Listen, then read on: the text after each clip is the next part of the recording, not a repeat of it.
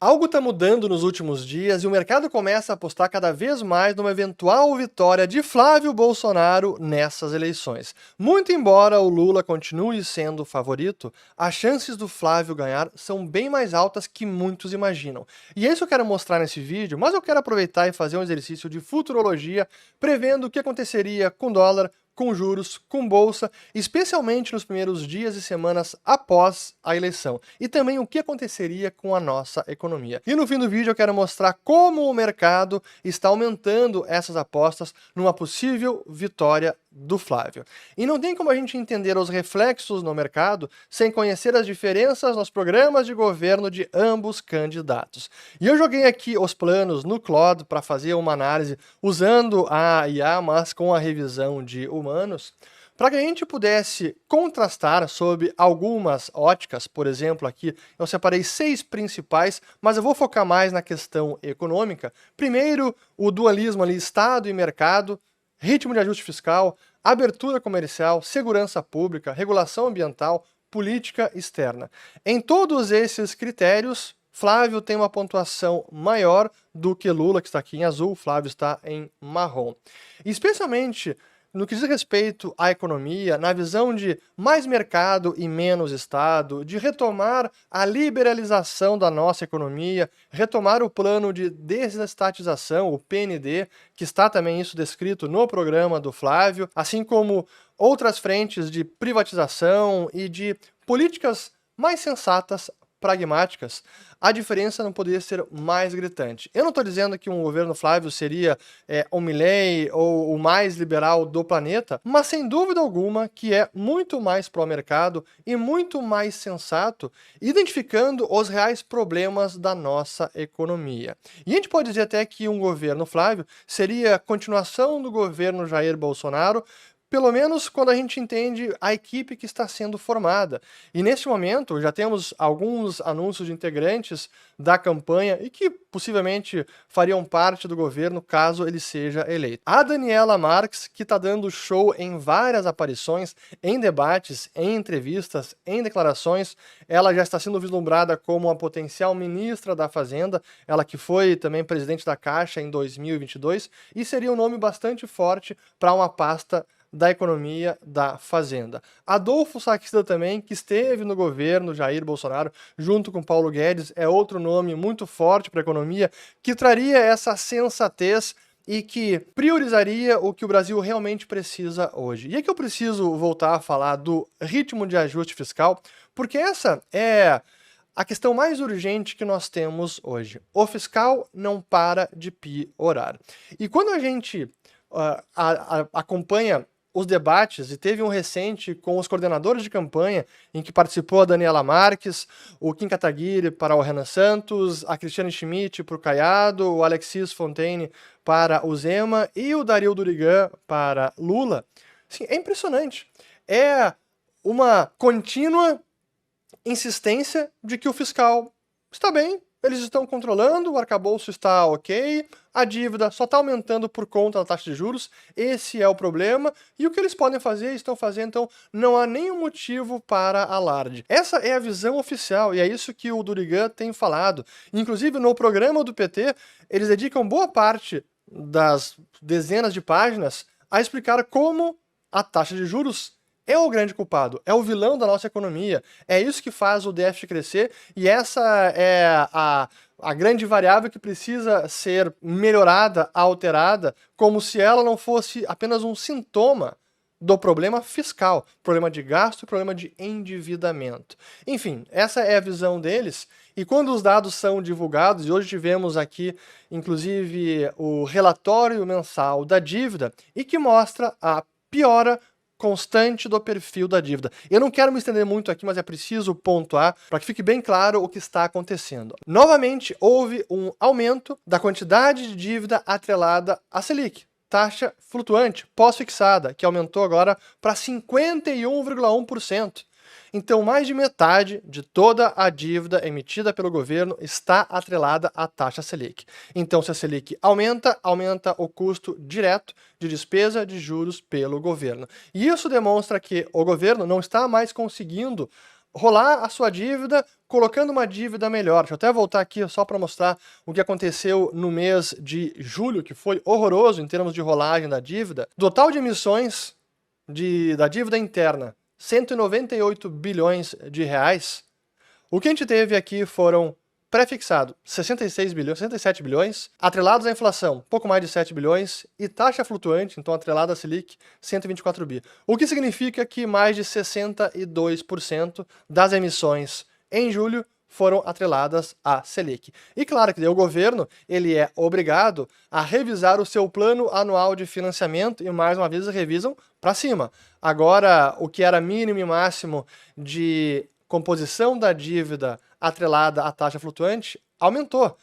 Em 2025 era 48%, agora já colocaram o máximo lá em 53%, porque não tem opção. Eles não conseguem mais rolar a dívida, colocando no mercado pré-fixado, alongando a dívida ou colocando mais inflação, porque o prêmio exigido está enorme e a desconfiança cada vez maior. Não há mais nenhuma credibilidade nesse governo com relação ao fiscal, com relação ao endividamento. O que me leva então às nossas previsões sobre o que aconteceria se Flávio vencesse essas eleições. O primeiro impacto que eu diria visível no mercado seria a queda do dólar, que estava na sua mínima, eu volto a este ponto, estava na sua mínima aqui do último ano, em 4,89, justamente quando o Flávio estava disparando nas pesquisas, inclusive como favorito no Polymarket, só que aí vazaram os áudios dele com o Vorcaro e de lá para cá o dólar só corrigiu. A bolsa já vinha corrigindo um pouco mais, mas o dólar chegou na mínima ali e a correção foi exatamente nesse dia 3 de maio,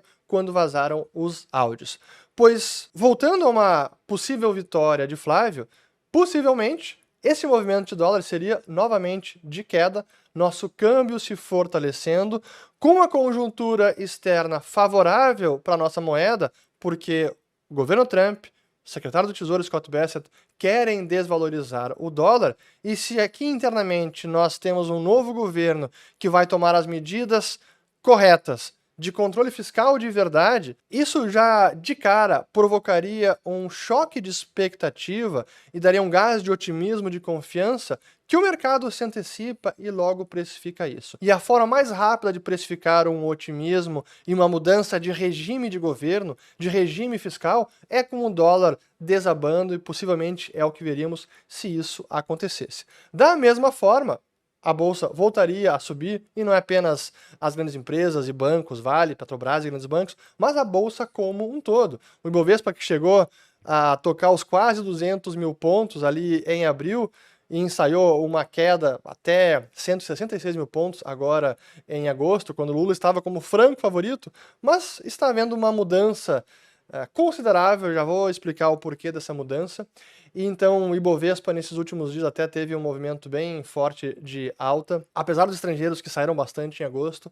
Ibov volta a ultrapassar aqui 174 mil pontos, e a expectativa é que numa vitória de Flávio, Ibov também seguiria subindo, então nossa bolsa seria muito beneficiada por um novo governo que traria mais sensatez para as políticas macroeconômicas. E da mesma forma, taxa de juros, que continua num patamar muito elevado, vamos colocar aqui, ó, DI futuro 2035, continua com muita volatilidade, mas ainda assim, teimosamente, acima de 14%, ao redor de 14,4% DI futuro. E com o novo governo, sinalizando controle fiscal de verdade, reforma administrativa, reforma previdenciária, precisaremos de outra reforma, controle dos gastos discricionários e, entre outras reformas que precisamos para controlar o gasto fiscal e atingir de verdade um superávit primário e não apenas aquele superávit dentro do arcabouço que acaba deixando um monte de despesa fora e no final das contas temos um déficit primário de verdade, não só o que está ali na lei do arcabouço. Precisamos zerar esse déficit para controlar a trajetória da dívida. E se entra um governo que sinaliza exatamente isso, é um gás de confiança, de credibilidade e que muda drasticamente as expectativas. E isso também facilita o trabalho do Banco Central, para reduzir a taxa de juros. Porque um dos problemas hoje em reduzir a taxa de juros é que não há nenhuma confiança de que haverá um controle fiscal. Então não adianta o Banco Central reduzir a marretada se continua a gastança e a dívida subindo. Não tem como, o juro longo seguiria muito elevado. Mas se muda essa dinâmica, se muda o regime com um novo governo, com uma nova política econômica e fiscal, aí abre-se espaço para uma queda mais rápida da taxa Selic. E é claro, nos primeiros meses de governo, se abre também a janela de oportunidade, porque o ambiente é mais propício, até pelas questões políticas, novo Congresso e tudo, para que essas reformas estruturantes sejam aprovadas o mais rápido possível.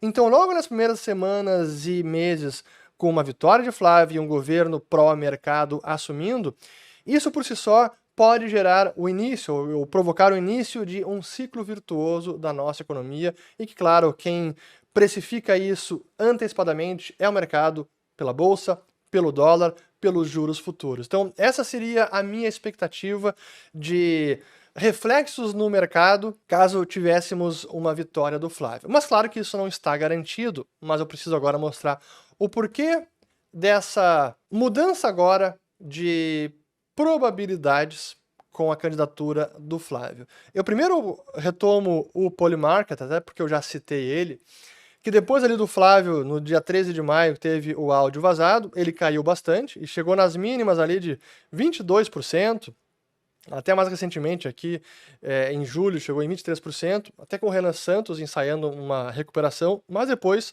o Renan caiu bastante, mesmo aí nas suas aparições na internet, nos debates, ele segue caindo pelo Polymarket, e o Flávio segue subindo, 35,5%, e Lula chegou a tocar 66%, mas volta aqui agora a 63%, não está perdendo muito pelo Polymarket, mas o Flávio que está recuperando o terreno perdido. Mas o que mais chamou a atenção, e isso começou na semana passada, no dia 21 de agosto, foram algumas pesquisas divulgadas nesses últimos dias. A primeira, do Datafolha, mostrando que Lula tem 47% e Flávio Bolsonaro aparece com 43% em eventual segundo turno. Guardem Datafolha, Lula 47% e Flávio 43%. Aí outra pesquisa importante, aqui no dia 24, gravando no dia 26, quarta-feira, mostra a pesquisa Nexus BTG, a rejeição maior do Lula em relação ao Flávio. Então Lula 49% de rejeição contra 48% do Flávio, importante. Mas o que mais surpreendeu aqui foi, vamos colocar na tela, aqui a intenção de voto estimulado, segundo turno, que mostra Lula com 46% e Flávio Bolsonaro com 45%. Isso é empate técnico, considera a margem de erro, não tem nada decidido, e analisando aqui desde 30 de março, mostra como tá muito acirrada assim essa disputa e não dá para dizer que Lula é franco favorito, que já está tudo terminado. Tem muita coisa para acontecer e está bem mais incerto do que muitos gostariam de afirmar. Outra pesquisa importante, esta aqui da Quest, mostrando em Minas Gerais apenas o Flávio com 31% e Lula com 30% no primeiro turno. E é por que eu trago essas pesquisas e agora eu vou comparar não apenas as pesquisas recentes, mas a pesquisa de 2022, da campanha presidencial de 2022. Vejam agora, de novo, o Datafolha. Eu vou retomar aqui, ó. Datafolha, agora, Lula 47%, Flávio Bolsonaro 43%, para o segundo turno. Agora vejam só, Datafolha de 2022, no dia 18 de agosto. Lula, 54% e Jair Bolsonaro, 37% para o segundo turno. Vejam a grande diferença. Ali Lula, pela Datafolha, era franco favorito. Agora, está muito mais próximo. Outra pesquisa também importante, aqui mostrando de Minas Gerais, Lula, lá em 2022, tinha 42% e Bolsonaro 29%. Agora, a mudança aqui, vamos colocar, Lula tem menos do que Flávio, 31% Flávio e novamente Lula com 30% apenas. Voltando à Datafolha de 2022, Lula tinha 54% aqui das intenções de voto. E qual foi o resultado final da eleição? Lula com 50,9% e Bolsonaro 49,1%. Então foi muito mais próximo, muito mais acirrada do que as pesquisas estavam mostrando. O que nos faz pensar que, neste momento, 2026, nessa altura da campanha e com pesquisas mostrando uma proximidade muito maior das duas candidaturas, não tem nada decidido. E eu preciso até aqui fazer o hat tip aqui ao Roberto Reis, porque ele que é um estrategista eleitoral e vem comentando bastante sobre as eleições, foi ele que levantou este ponto aqui no dia 24, mostrando exatamente isso. Ó. Acredite, tem muita gente que não está enxergando isso. O comparativo 2022 com 2026, como 4 anos atrás, estava muito mais distante para Jair Bolsonaro e agora Lula e Flávio está muito, muito, muito mais próximo. Mas claro, ainda temos mais de um mês até a eleição do primeiro turno e do segundo turno, mas ainda muita coisa pode acontecer. O escândalo do Lulinha, que cada dia temos novas informações que complicam muito, muito a situação de Lula, seu governo, seu entorno, mas enfim, vamos aguardar mais notícias. Do lado do Flávio também, podem vazar mais informações sobre o filme do Bolsonaro, Dark Horse, ou algo do Vorcaro, não sabemos. Mas o ponto é que a disputa ainda está incerta. Não há nenhuma certeza do que vai acontecer, então tudo está em aberto. E como é que o mercado então começa a apostar, já que a probabilidade pode ser maior do que muitos imaginam? Como é que dá para ganhar com uma eventual vitória de Flávio, em que bolsa sobe e dólar cai? Essa aqui é a notícia de ontem, mostrando no fim do dia que o rally pós-eleição que entra de vez na mira de grandes fundos via opções de EWZ. EWZ é a Bolsa Brasileira, o ETF da Bolsa Brasileira em dólares. Então, se a bolsa sobe e o dólar cai, que é o possível cenário de uma vitória de Flávio, quem está apostando no EWZ ganha com os dois movimentos, tanto com a bolsa subindo quanto o dólar caindo no Brasil.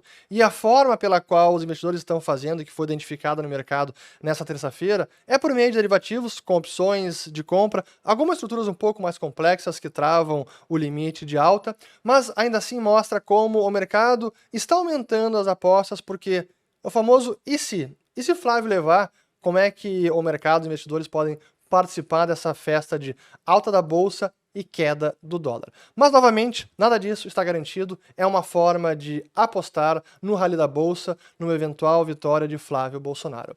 Para mim, a grande questão que segue em aberto é: será que o sistema vai deixar Flávio ganhar? Essa é a grande dúvida. Agora, para o investidor comum, quem tem a sua carteira de investimentos, está preocupado com o cenário eleitoral, com razão, e quer fazer esse tipo de estrutura, ou então quer apenas proteger o seu patrimônio, sabendo qual é a alocação mais apropriada para qualquer cenário, não apenas esperando o resultado da eleição, pensando no futuro da sua família pelos próximos anos, pelas próximas gerações. Para quem quer um planejamento patrimonial, eu convido vocês a conhecerem a Liberta Wealth. Vou deixar o código QR aqui na tela e link na descrição do vídeo. Essa é a nossa consultoria financeira independente que vai ajudar você a alocar os seus ativos pensando nas próximas gerações e não apenas no resultado da próxima eleição. Isso se chama proteção patrimonial, planejamento patrimonial. Espero ter gostado desse vídeo, compartilhem, deem joinha e voltamos no próximo. Valeu!